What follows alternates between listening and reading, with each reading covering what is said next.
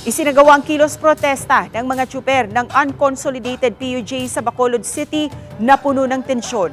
Habang isang tsuper na tumangging sumama sa nasabing protesta, pinagtulungan umanong saktan ng mga kapwa tsuper. Yan ang tinutukan ni Adrian Prietos ng GMA Regional TV 1 Western Visayas, live mula sa Bacolod City. Adrian?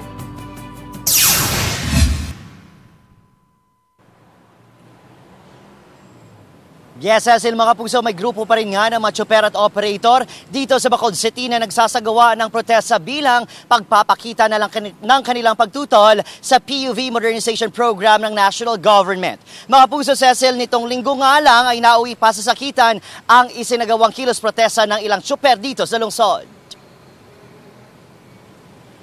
Iniinda ngayon ng tsuper na si Charlie Halandoni, 39 anyos, ang sakit sa iba't ibang bahagi ng kanyang katawan matapos umano siyang suntukin na mga kapwa-tsuper sa kalagitnaan ng kilos protesta at tigil pasada na isinagawa sa Old Airport area sa Bacolod City. Ayon kay Charlie, nakasapi ng kinetko. Habang sakay ng kanyang ipinapasadang jeepney, hinarang siya ng maraliyista na mga miyembro ng Bacolod Manibela. Hinikayat daw siyang sumama sa tigil pasada at sa protestang ngunit tumanggi ito.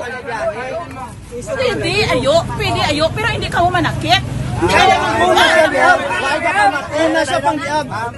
Maliban sa sinasabing pananakit sa tsuper, nawala rin umano ang 5,000 piso nitong pang-boundary sana sa kanyang operator.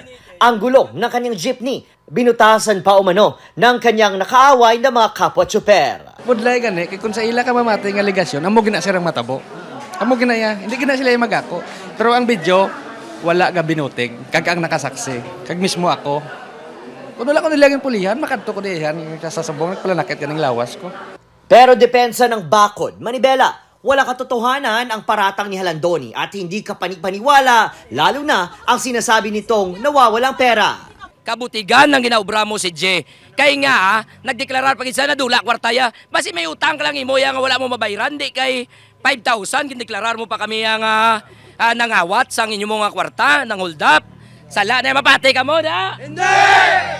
Dahil sa nasabing tensyon, plano ng magkabilang kampo na magsampa ng kaso. Samantala, nagpaalala naman ang alkalde ng lungsod sa mga tsuper na magproprotesta na sikapin na gawing mapayapa ang mga ganitong aktibidad. If they want to protest, there is a proper way of doing the protest. But maglapaw sila and they do unlawful things. We will make the proper arrest.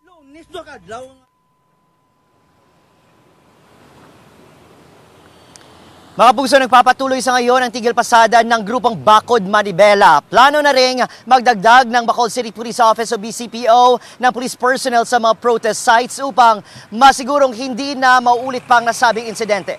Cecil? Maraming salamat, Adrian Prietos ng GMA Regional TV 1 Western Visayas.